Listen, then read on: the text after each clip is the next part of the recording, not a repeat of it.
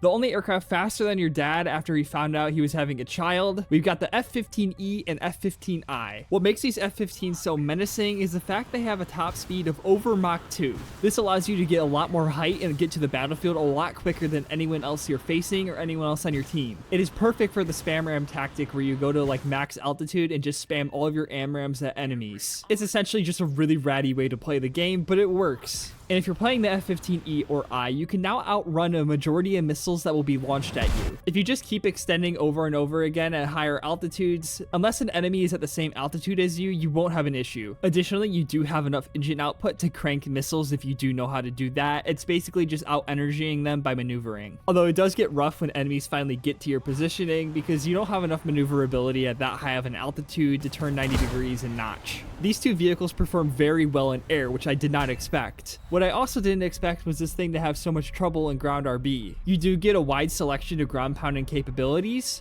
except the Pantsir is just so overbearing in some cases, or any other SPAA, it's actually quite hard to get a lock on them. But once you do get into an optimal position, it basically becomes a highway in Iraq, if you know what I mean. But by far the most satisfying thing to do with these F-15s is use the GBU-39 glide bombs and just hit all of the enemies in air RB. Overall, the new F-15s are really fun to play and really good at ground pounding, and they do offer up a new way to dodge missiles.